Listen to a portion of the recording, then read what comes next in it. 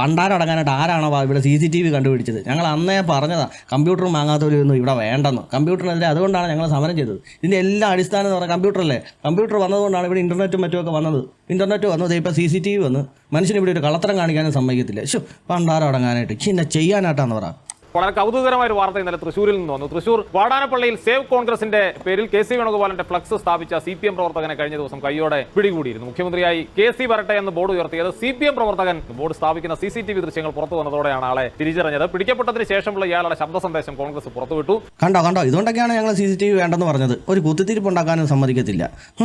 എന്റെ പ്രസ്ഥാനത്തിനോട് ഏറ്റവും കൂടുതൽ അല്ലെങ്കിൽ നമ്മുടെ പ്രസ്ഥാനത്തിനോട് ഏറ്റവും കൂടുതൽ എതിരുള്ള ഒരു പാർട്ടിയുടെ ആൾക്കാരുടെ ബോർഡാണ് വെച്ചിട്ടുള്ളത്, കോൺഗ്രസ് പാർട്ടി. ഈ ഗ്രൂപ്പിൽ തന്നെ നമുക്ക് എല്ലാവർക്കും അറിയാം, വാടാനപ്പള്ളിയിൽ തന്നെ സ്വന്തം സ്ഥാനാർത്ഥിനെ തോൽപ്പിക്കാൻ വേണ്ടി, പാർട്ടി ചിഹ്നത്തിൽ നിൽക്കുന്ന സ്ഥാനാർത്ഥിനെ തോൽപ്പിക്കാൻ വേണ്ടി ഒരുങ്ങിയ ആൾക്കാരൊക്കെ ഈ ഗ്രൂപ്പിലുണ്ട്. വാടാനപ്പള്ളി നേതാക്കന്മാർക്കെതിരെ നിരന്തരം പോസ്റ്റ് ഇടുന്ന ആൾക്കാരുണ്ട്. ഞാൻ അത്ര തരം തന്ന കാര്യങ്ങളും ഞാൻ ചെയ്തിട്ടില്ല. നമ്മൾക്ക് ഏറ്റവും കൂടുതൽ ദേഷ്യമുള്ള ഒരു കോൺഗ്രസ് പാർട്ടിയിലേക്ക് ഒരു വിപ്ലവം ഉണ്ടാക്കാൻ വേണ്ടിയിട്ട് മാത്രമേ ചെയ്തിട്ടുള്ളൂ. പിന്നെ ക്യാമറ അവിടെ ഉള്ള കാര്യം സത്യത്തിൽ എനിക്കറിയില്ല. ഞാനൊരു ക്യാമറ ഉണ്ടായിരുന്നു, അത് കേടായി. അറക്കൽ മൊബൈൽ ഷോപ്പിൽ നിന്നാണെന്ന് തോന്നുന്നുണ്ട് അവിടെ ക്യാമറ വന്നിട്ടുള്ളത്. ആദ്യം അവിടെ ക്യാമറ കംപ്ലൈന്റ് ആയിരുന്നു എന്നാണ് പറഞ്ഞിരുന്നത്. കണ്ടോണം നല്ല പണി കാണിച്ച്. ക്യാമറ ഉണ്ട്, ആ ക്യാമറ കേടാണെന്ന് ആരോ ആ പാവത്തിനെ പറഞ്ഞ് പറ്റിച്ചു. എല്ലാവരും പുള്ളി ചെയ്യത്തില്ലായിരുന്നു പറഞ്ഞു. മോശമായിപ്പോയി. ആ ധൈര്യത്തിലാണ് അവിടെ സാധനം വെച്ചത്, മനസ്സിലായ.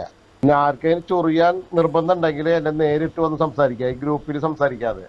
ഇത്രയും നല്ല പ്രവൃത്തി ചെയ്ത ഒരു മനുഷ്യനെയാണ് നമ്മളെല്ലാം തെറ്റിദ്ധരിച്ചത്. നമ്മുടെ കേരളത്തിന് മുഖ്യമന്ത്രി വേണമെന്നുള്ളതാണ് അദ്ദേഹത്തിന് ആഗ്രഹം. എത്ര നാളാണെന്ന് പറഞ്ഞാൽ മുഖ്യമന്ത്രി ഇല്ലാത്ത അനാഥമായിട്ട് നമ്മുടെ ഒരു കേരള സംസ്ഥാനം ഇങ്ങനെ കിടക്കുന്നത്. അപ്പോൾ എത്രയും പെട്ടെന്ന് ഒരു മുഖ്യമന്ത്രി വരാൻ വേണ്ടിയിട്ട്, ഒരു വിപ്ലവം സൃഷ്ടിക്കാൻ വേണ്ടിയിട്ടാണ് അദ്ദേഹം ഉദ്ദേശിച്ചത്. നമ്മൾ തെറ്റിദ്ധരിച്ചില്ലേ? അങ്ങനെ തെറ്റിദ്ധരിക്കില്ല കേട്ടോ. അദ്ദേഹം നല്ല പ്രവൃത്തി ചെയ്തത്.